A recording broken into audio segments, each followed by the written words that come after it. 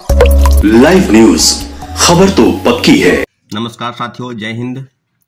अभी हम बात करेंगे कि बिहार में जो सर्टिफिकेट को लेकर जो विवाद चल रहा है, दो प्रमुख मुद्दे एनसीएल और ईडब्ल्यूएस। जैसा कि साथी आपको पता है कि बिहार पुलिस अवर सेवा आयोग द्वारा आयोजित जो परीक्षा है 1275 पदों की जो ली जा रही थी, उसकी पीटी और मेंस दोनों जो है वो समाप्त हो चुकी है। और जो फिजिकल टेस्ट लेने हैं वो संभावित है कि अगले महीने यानी जून महीने में उसके फिजिकल टेस्ट होनी है।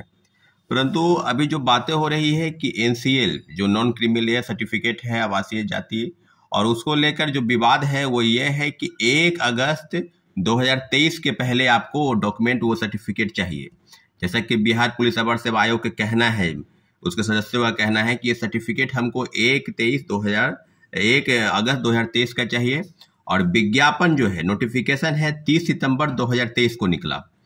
तो ये जो बातें हैं जो अभ्यर्थियों के मन में है कि क्या इस तरह की चीजें, क्या बिहार अवर सेवा आयोग को ये पता था कि जो वैकेंसी है, या किसी अभ्यर्थियों को पता था कि वैकेंसी जो है वो 1 अगस्त 2023 के बाद आ जाएगी, यानी 30 सितंबर के बाद आ जाएगी।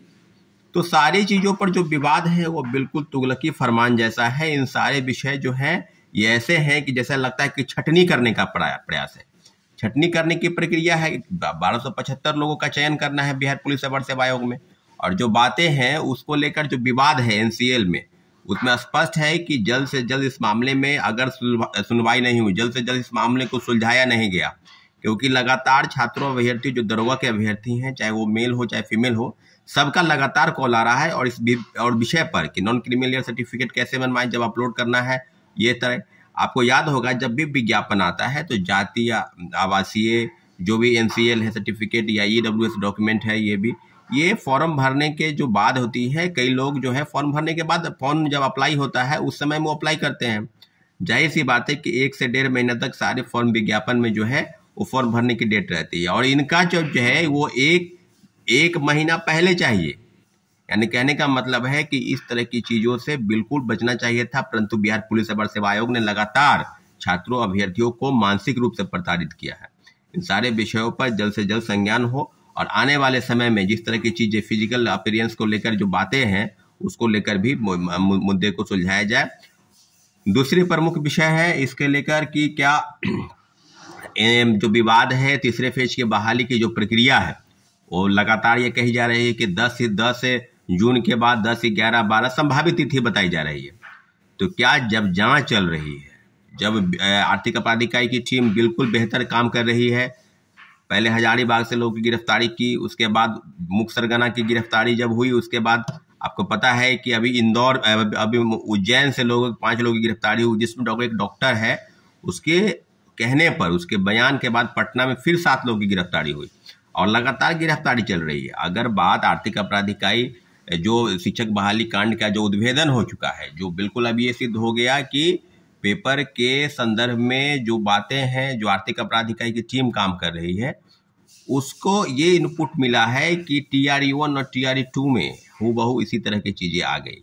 और आने वाले समय में जिस तरह की चीजें हैं, जो सप्लीमेंट्री रिजल्ट के नाम पर हम लोग को धोखा हुआ, जो सीटेट अपियरिंग बात, STT अपियरिंग की बात, और 10 वर्ष की उम्र छूट, तो अभी 2 प्रमुख विषय हैं जिसको लेकर लगातार हम लोग आंदोलन कर रहे थे। वो है सप्लीमेंट्री रिजल्ट, और दूसरी प्रमुख की 10 वर्ष की उम्र सीमा में छूट मिलनी चाहिए थी, और 3 बार से अटेम्प्ट को बढ़ाकर कम से कम 5 बार की जानी चाहिए। क्योंकि अगर आपके मन में इस तरह की चीजें हैं कि हम 3 बार परीक्षा लेंगे, 4 बार लेंगे, और इस तरह के जो भ्रष्टाचार हुए, जो पेपर लीक कांड हुए, और लगातार लोगों को पैसे लेकर लोगों की बहाली की गई, तो सारे विषय पर अभी अप टू डेट है कि सब सप्लीमेंट्री रिजल्ट के नाम पर 2-3 सुनवाई पटना उच्च न्यायालय में चल रही है। एक केस की 30 सुनवाई हो चुकी है, एक केस की 1 सुनवाई हुई, अगली सुनवाई 19 जून को होने वाली है।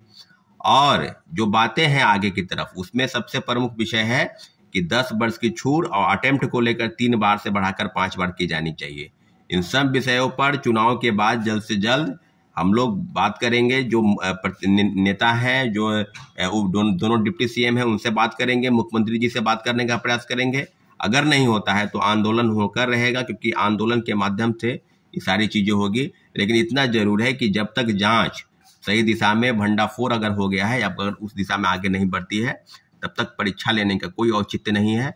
और आने वाले समय में जिस तरह के बीपीएससी के काले कारनामों का कच्चा चिट्ठा पूरे छात्रों अभ्यर्थियों के बीच में आ गया है, उसका परिणाम यह है कि लोकसभा के आम चुनाव जो हो रहे हैं उसमें सारे अभ्यर्थी लगभग नोटा पर बटन दबा रहे हैं। और नोटा पर बटन दबाने का जो औचित्य है बिल्कुल सही है, इसलिए जितने भी चीजें हैं जो विवादित चीज है उससे बचने का प्रयास होना चाहिए। परंतु बीपीएससी ने अपने सारे साख को गिरा दिया है और आने वाले समय में निश्चित रूप से जितने भी बिंदु है, महत्वपूर्ण बिंदु है, सब पर चर्चा करेंगे। लेकिन इतना जरूर है साथियों कि जो विवाद है वो है कि क्या बीपीएससी इस तरह के काले कारनामों का अगर उजागर नहीं होती है, अगर 66वीं पेपर लीक कांड हुआ, 67वीं पेपर लीक कांड हुआ, और जैसा कि आरोपी का कहना है कि 64वीं से लेकर 69वीं तक वहीं पर प्रिंटिंग प्रेस में प्रश्न पत्र छपे जहां जो ब्लैक लिस्टेड कंपनी है, तो पूर्व चेयरमैन श्री अतुल प्रसाद जी की अहम भूमिका इस मामले में है और उनको जल्द से जल्द संज्ञान में पूछताछ की जानी चाहिए थी।